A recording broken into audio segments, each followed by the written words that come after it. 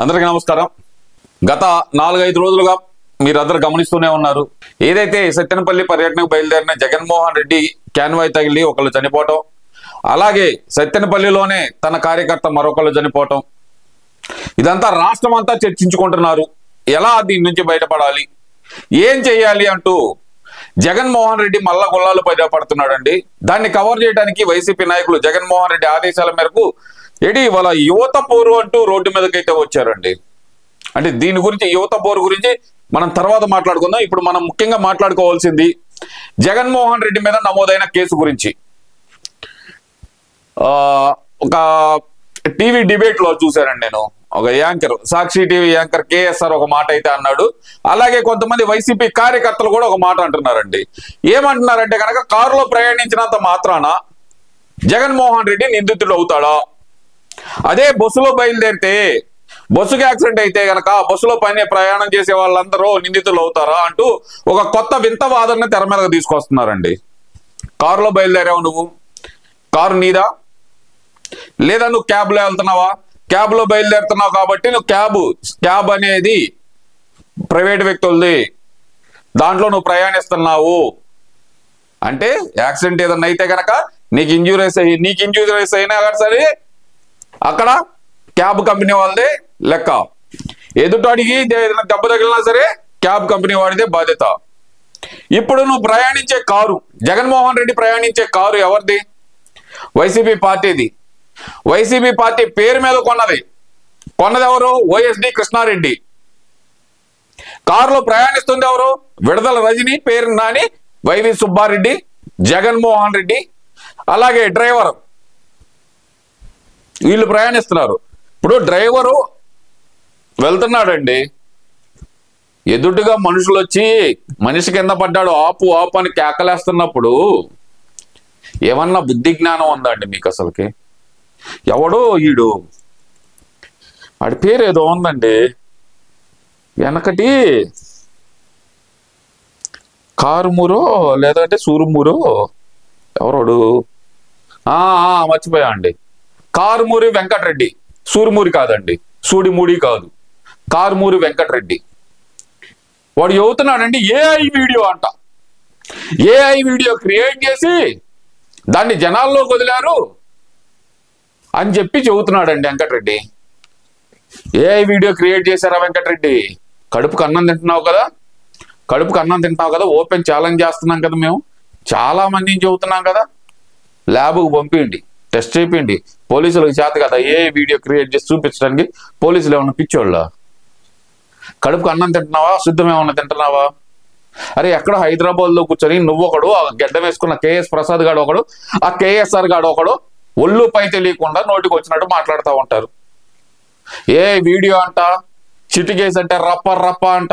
ఇంద్ర రప్ప మీ పాడా? ఇప్పుడు జగన్మోహన్ రెడ్డి మీద నమోదైన కేసు గురించి వీళ్ళందరూ ఏడుస్తున్నారండి. ఈ ఏడుపుకు ప్రధాన కారణం ఏంటంటే, నమోదైన case section 105, BNS section 105 and 49. BNS section 105 అంటే కల్పబుల్ హోమిసైడ్. అంటే కనుక చెప్పినా వినకుండా, మందినేసుకొని వచ్చి ప్రమాదం జరుగుతుందని చెప్పినా వినకుండా ఒక వ్యక్తి మరణానికి కారణమైనటువంటిది కల్పబుల్ అనేదాన్ని చెబుతారండి. అది మర్డర్ కాదు, కానీ మర్డర్ లాంటిదే. అది మర్డర్ అని చెప్పట్లే ఇక్కడ ఎవరు, మర్డర్ లాంటిదే.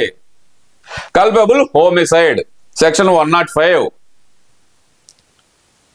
ఈ కేసు పడితే ప్రధానంగా వీళ్ళు భయపడటానికి గల కారణం ఏంటంటే గనక, ఈ కేసు నిరూపితం అయితే గనక జగన్మోహన్ రెడ్డికి లైఫ్ పడే అవకాశం ఉంది. అంటే మినిమం 15 ఏళ్ళు శిక్ష పడే అవకాశం ఉందండి. దీనికి చిన్న చేత కేసు కాదండి, ఇది ఒక వ్యక్తి మరణానికి కారణమైన కేసు. ఇప్పుడు ఏదైతే కనుక తెలంగాణలో జరిగిందో, ఒక హీరో ఏదైతే కనుక ఒక సంధ్యా థియేటర్ దగ్గర జరిగిన తొక్కిసలాటలో 2 మృతికి కారణమయ్యాడని చెప్పి అతన్ని అరెస్ట్ చేశారు.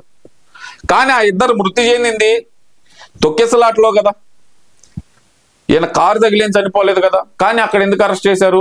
మేము పర్మిషన్ ఇవ్వకుండా వచ్చారు అని చెప్పి అరెస్ట్ చేసేశారు. ఇక్కడ పెట్టిన కేసు సెక్షన్ 105. ఎందుకని పెట్టారు? అది కూడా మేము ఇంతమందినే వెళ్ళాలని చెప్పాము, కానీ మందం వేసుకొని వచ్చి ఒకవైపున జగన్మోహన్ రెడ్డి క్యాన్వాయ్ ముందల పరిగెత్తుతున్న వాళ్ళు కూడా వెనక్కి తిరిగి ఆపండి ఆపండి, వెనక్కి తీయండి అంటే వీళ్ళందరూ వచ్చి ఎవడో ఈ మధ్యకాలంలో ఇంకో పేటీఎం గొర్రె ఒకడు తయారయ్యాడండి. పేటీఎం గొర్రెలకి ఏం కోదవ లేకుండా పోతుంది. ఆ కేసరగాడు ఒకడు, మొన్నటిదా కేసరగాడే గొర్రె అనుకున్నాం, ఇప్పుడు తెలంగాణ నుంచి జర్నలిస్ట్ శంకర్ అనుకుంటే గొర్రె తయారైంది. హైదరాబాద్ లో కూర్చున్న మందంతా ఈ కేఎస్ఆర్ గాడి కానీ, లేదంటే కేఎస్ ప్రసాద్ గారు కానీ, లేదంటే కారుమూరి ఏదో ఒక మూరి వెనకట్రెడ్డి కానీ, జర్నలిస్ట్ శంకర్ కానీ, ఈ కేసరి బాతుగాడు కానీ, వీళ్ళందరూ ఒక మంద తయారయ్యి ఇక్కడ లెఫ్ట్ నుంచి వెళ్తుంది, ఇక్కడ రైట్ నుంచి వెళ్తుంది, 37 సెకండ్లోనే కారు వెనక్కి వెళ్ళటం సాధ్యమా? బాడీ తీయటం సాధ్యమా? కోడిగుడ్డు మీద ఏకలు పేగటం సాధ్యమా? కోడిగుడ్డు మీద ఏకలు పేగటం సాధ్యమా? అరే శంకర్గా, జర్నలిస్ట్ శంకర్గా, హైదరాబాద్ లో నీ ముక్కు పగలు కొట్టారు, గుర్తుందా? ఆడపిల్లల్ని గోకితే ముక్కు పగలు కొట్టారు. తెలంగాణ వాళ్ళు కాబట్టి ముక్కుగా పగలు కొట్టి వదిలిపెట్టారు.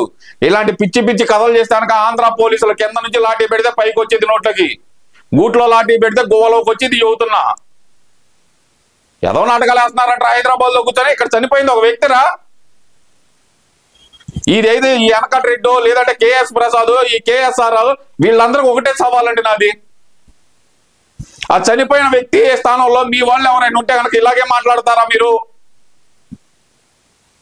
సెక్షన్ 105 పెట్టేయాలిగా ఒక్కొక్కరి కింద ఏమంటారు అంటే గిలక్కాయలు గలగల్లాడుతున్నాయి, ఒక్కొక్కడికి గిలక్కాయలు గలగల్లాడుతున్నాయి.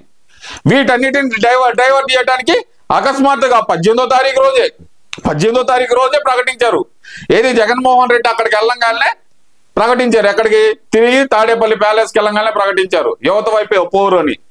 ఎందుకు ప్రకటించారా? అసలు ఏది జనవరిలో చేస్తామన్నారు, అది చేసింది మార్చిలోనే కదా, మే జూన్ 2 నెలలే కదా యువత పోరు చేసి. ఎందుకు చేస్తున్నారు యువత పోరు అని చెప్పి మాకు ఇప్పుడు దాకా అర్థం కాలేదండి. దాన్ని డైవర్షన్ చేయడానికి యువత పోరు అనుకున్నారు. ఇదంతా బయటికి రాదులే, వీడియో బయటకు వస్తే కనుక వీడియో బయటకు రాదు, మనం ఇది చేస్తే కనుక పాపులర్ అయిపోతాం అనుకున్నారు. కానీ వీడియో బయటకు వచ్చింది, వీళ్ళు ఎర్రిపప్పలు అయ్యారు. ఈ ఎర్రిపప్పలు అవటంలో ముఖ్యంగా మా డైమండ్ రాణి మొదలుండిద్దండి. అమ్మ డైమండ్ రాణి నువ్వు దా బయటకు వచ్చి ఏం మాట్లాడుతుందో ఒక్కసారి అండి మా డైమండ్ రాణి మాటల్లోనే వింటూ విశ్లేషణ అయితే చేద్దామండి. జాబ్ క్యాలెండర్ అయితే ఉద్యోగం అవుతున్న ఒక్కరికి కూడా ఈరోజు నాయుడు కూటమి ఎండగడుతూ ప్రతి కలెక్టరేట్ వద్ద కూడా యువత భారీ ఎత్తున ఈ రోజు ధర్నా చేస్తూ కలెక్టర్లకి మెమరాండం ఇవ్వబోతుంది. ఎందుకంటే చంద్రబాబు నాయుడు కూటమి ప్రభుత్వం తమ మేనిఫెస్టోలో మొదటిదిగా ఉద్యోగం ఇస్తాం లేదా నిరుద్యోగ భృతి ఇస్తామని చెప్పి కూడా సంవత్సరం అవుతున్న ఒక్కరికి కూడా ఈ రోజు ఉద్యోగం ఇవ్వలేదు. ఈ రాష్ట్రంలో 1,60,00,000 ఇళ్లు ఉన్నాయి. మరి ఆ ఇళ్లలో ఉన్న నిరుద్యోగుల పరిస్థితి ఏంటి? ఇప్పుడు 5 సంవత్సరాలు ఏం గడ్డి పీకారు అంటా నేను. 5 సంవత్సరాల పాటు ఏం గడ్డి పీకారు అంటా నేను. చేతుల్లో పొలంలోకి వెళ్ళి గడ్డి ఏమన్నా పీకొచ్చారా మీరందరూ కలిసి? నువ్వు ఏ శాఖలకు పెట్టా? యువజన క్రీడా శాఖే కదా. యువజన శాఖలు చేసేటప్పుడు నీ పరిగణలో ఉన్న, నీ పాలనలో ఉన్న వాటిల్లో ఎన్ని ఖాళీలు ఉన్నాయి? గవర్నమెంట్ ఖాళీలే ఎన్ని ఉన్నాయి? అయ్యేమన్నా భర్తీ చేసావా? ఏమా రోజా డైమండ్ రాని అయ్యేమన్నా భర్తీ చేసావా? లేదు. ఏ కాడికి ఒక శాలువా కప్పుకోవటం, వెనకమాల ఒక మందం వేసుకోవటం, పొలోమని తిరుపతి వెళ్ళటం, ఒక్కొక్క ట్రిప్కి 10 లక్షలు సంపాదించుకొని రావటం. వెళ్ళామా 10 లక్షలు దొబ్బుకొచ్చామా కారుకి ఈఎంఐ కట్టుకున్నామా? ఇదేగా చేసింది నువ్వు. ట్రిప్పుగా 30 మంది 40 మంది ఏం కథలు దొబ్బావమ్మా తల్లి. నువ్వు వచ్చి ఈరోజు చంద్రబాబు నాయుడు గారి గురించి మాట్లాడుతున్నా. గడిచిన 5 సంవత్సరాలు ఏం గడ్డి పీకారు మీరు అందరూ? ఏం గడ్డి పీకారో చెబితే కనుక మేము మాట్లాడతాం. ఉద్యోగం ఇవ్వలేదు. అలాగే చంద్రబాబు నాయుడు మొదటి సంతకం చేసిన డిఎస్సిలో ఇప్పటి వరకు ఒక టీచర్ ని కూడా భర్తీ చెప్పు తీసుకొని కొట్టాలి ఒక్కొక్కరిని. ఈ వైఎస్ఆర్సీపీలో ఉన్న ఎదవలకి సిగ్గు శరం లేదండి. సిగ్గు శరం మానవ రోషం ఏ కోసైనా లేదు. డిఎస్సి ఎగ్జామినేషన్ నోటిఫికేషన్ ఇస్తున్నాము అని చెప్పి ఏదైతే నారా లోకేష్ గారు జనవరిలోనే ప్రకటించారు. జనవరిలో ప్రకటించిన దగ్గర నుంచి 6 కేసులు అయితే కనుక వేశారండి. జిల్లా కోర్టు వేశారు, జిల్లా కోర్టులో కొట్టేస్తే ఆయనకు హైకోర్టు వేశారు, హైకోర్టు కొట్టేస్తే సుప్రీంకోర్టుకి వెళ్ళారు, 6 సార్లు కేసులు వేశారు. సుప్రీంకోర్టు ఏమందో తెలుసా అండి, ఆల్రెడీ ఎగ్జామ్స్ కండక్ట్ చేస్తున్నానికి రేపే డేట్ వచ్చింది కదా, ఇక మేమేం చేయలేమనేదానికి మూసుకొని వచ్చి ఎగ్జామ్స్ రాస్తున్నారు. ఇప్పుడు డిఎస్సి ఎగ్జామ్స్ స్టిల్ నౌ ఇవాళ రన్నింగ్ లో ఉన్నాయి. డిఎస్సి ఎగ్జామ్స్ ఎవరికి చెబుతా, ఎవరి చెవుల్లో పూలు పెడతా? నువ్వు పెట్టుకొచ్చావు పూలు, ఏది గవిడి గీతకి గనక అటు ఇటు. ఎలా చెప్పాలంటే గనక గతంలో కనుమ పండక్కి డెకరేషన్ చేసేవాళ్ళండి పూలతోటి, పశువుల్ని డెకరేషన్ చేసేవాళ్ళు. అలాగే ఇటు పూలు పెట్టేవాళ్ళు, గేదెలకైతే ఆయనకు అట్ట పెట్టుకొని వచ్చావు కదా గవిడి గేదెలాగా 2 పూలు. ఈ రోజు వచ్చి బయటకు వచ్చి కబుర్లు చెబుతున్నా సోది. లోకేష్ గారేమో జనవరిలో జాబ్ క్యాలెండర్ రిలీజ్ చేస్తానని చెప్పాడు, ఇప్పుడు జూన్ వచ్చింది. అంటే క్యాలెండర్ లో సంవత్సరం మారుతుంది తప్ప లోకేష్ గారు ఇస్తానన్న జాబ్ క్యాలెండర్ అయితే రాలేదు. అలాగే పవన్ కళ్యాణ్ గారు మిమ్మల్ని దేని తీసుకొని కొట్టాలో కూడా అర్థం కావట్లేదు నాకు. రోజా దేని తీసుకొని కొట్టాలో నువ్వే చెప్పు మాకు కొంచెం. నిన్ను మేము దేని తీసుకొని కొట్టాలి? జగన్మోహన్ రెడ్డి ఇచ్చిన హామీ ఏంటి? నేను అధికారంలోకి రాగానే మెగా డిఎస్సి ఇస్తా అని చెప్పి ఇలా ఇలా ఇలా ఇలా ఇలా అన్నాడు కదా. ఎలా? ఇలా ఇలా ఇలా ఇలా అన్నాడు కదా. ఎక్కడ మెగా డిఎస్సి లోజా? ప్రతి సంవత్సరం జనవరి 1న జాబ్ క్యాలెండర్ ఇస్తా. ఇచ్చాడా? ఎవలా? నువ్వెక్కడికి వెళ్ళావు రోజా? ఈ రోజు వచ్చి నువ్వు లోకేష్ గారి గురించి, పవన్ కళ్యాణ్ గారి గురించి మాట్లాడుతున్నా. సిగ్గుందా మన మొహానికి? సిగ్గు ఎంత ఉందా? సిగ్గు ఎంత ఉందా సిగ్గు నీకు? ఇంత సిగ్గున్నా సరే బయటకు వచ్చి ఈరోజు ఈ సోదిక వాగుడు వాగవు. ఇంకా అంటుందండి, ఇంకో మాట కూడా ఉందండి, ఆ వీడియో ఫేక్ అని అంటుందండి. నిన్న బయటకు వచ్చిన వీడియో ఏదైతే సింగయ్య మృతి ఏదైతే చెందాడో ఆ వీడియో ఫేక్ అంటండి. ఒరిజినల్ వీడియో నువ్వు చూపిద్దు గంత దా, ఒరిజినల్ వీడియో చూపించొచ్చి. సిగ్గు శరం ఉందా రోజా నీకు? నిన్ను ట్రోల్ చేశారని చెప్పి, నీ పిల్లలను ట్రోల్ చేశారని చెప్పి గొక్కబట్టి ఏడ్చిన. తిట్టాలంటే వెనక బండబూతులు వచ్చేటట్టుండే నీ మీద, కానీ తిట్టడానికి సంస్కారం అడ్డం వచ్చి ఆగాల్సి వస్తుంది. డైమండ్ రాణి నీ పిల్లాడికి చిన్న దెబ్బ తగిలితేనే విలవల్లాడిపోయే నువ్వు అక్కడ ఒక ముసలాయన చనిపోతే గనక కోడిగుడ్డి మీద ఏకలు బీగుతున్నారా? ఏం బీగుతున్నారు మీ అందరూ? ఆ జర్నలిస్ట్ శంకర్ గాడు కానీ, ఈ కేసరి గాడు కానీ, కేసరి బాతుగాడు కానీ, అటు కేఎస్ ప్రసాద్ కానీ, ఆ యనకట రెడ్డి గాడు కానీ, ఈ కేఎస్ఆర్ గాడు కానీ, వీళ్ళందరూ కోడిగుడ్డు మీద ఏకలు బీగుతున్నారా? చేతులు లేనాటి పొలాల్లో ఏకలే ఉన్న గడ్డి ఏమన్నా బీగుతున్నారా? బయటకు వచ్చి కవర్ చేయడానికి చేస్తున్న ఈ చండాలపై యాత్రలను కూడా ఇంకా నెత్తిన పెట్టుకొని మోసుకోవడానికి, అలాగే ఈ చండాలపు మొహాలు చెప్పే మాటలు వింటున్నా ఎర్రి గొర్రెలకు మాత్రం నా సెల్యూట్ అయ్యా. ఇంకా ఈ గొర్రెలు చెబుతున్న మాట ఏఐ వీడియో అని చెప్పి నమ్ముతున్నారు అన్నారు చూడండి. గొర్రెలు ఆంధ్రప్రదేశ్ లో ఎంతమంది గొర్రెలు ఉన్నారని చెప్పి నేనైతే అనుకోలేదండి. ఈ గొర్రెలు చెప్పే మాటలు నమ్మి, ఏదైతే ఈ వైసీపీ నాయకులు అనే పెద్ద ఎదవలు చెప్పే మాటలు నమ్మి ఇంకా ఈ గొర్రెలు సమర్థిస్తున్నాయి చూడండి. అలాంటి గొర్రెల్ని ఆ దేవుడే కాపాడాలి. లేదంటే గనక రాష్ట్రం సర్వనాశనం అయిపోయినా సరే సర్వాంగ సుందరంగా చేశాడు మా జగన్మోహన్ రెడ్డి అని చెప్పి రేపు డిస్కో డాన్స్ లేస్తాయి ఒక్కొక్కటి వచ్చి.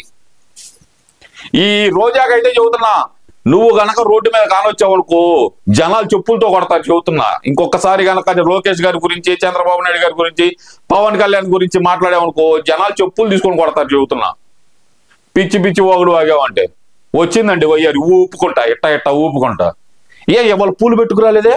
లేవా? అయిపోయినాయా? మొన్న ఎల్లో కలర్ పూలు పెట్టుకొచ్చావని చెప్పి ఎల్లంగాల్ని పీకాడంటగా. ఏమ్మా రోజా, ఎల్లో కలర్ పూలు పెట్టుకొచ్చావు అని చెప్పి నన్ను ఎర్రిపప్పని చేస్తావా? నువ్వు ఎల్లో కలర్ పెట్టుకుంటావా చెవుల్లో పూలు అని చెప్పి పీకాడంటగా. అదే క్లాసు. అందుకని వాళ్ళు పూలు ఎట్టలేదా? పూలు ఎట్టుకు రావాల్సింది. జనాల చెవుల్లో 5 సంవత్సరాలు పెట్టిన పూలే కదా రోజా. ఈ బొద్దులే ఇంకా బూతులు వచ్చేటట్టు ఉంటాయి. ఉంటాం మరి.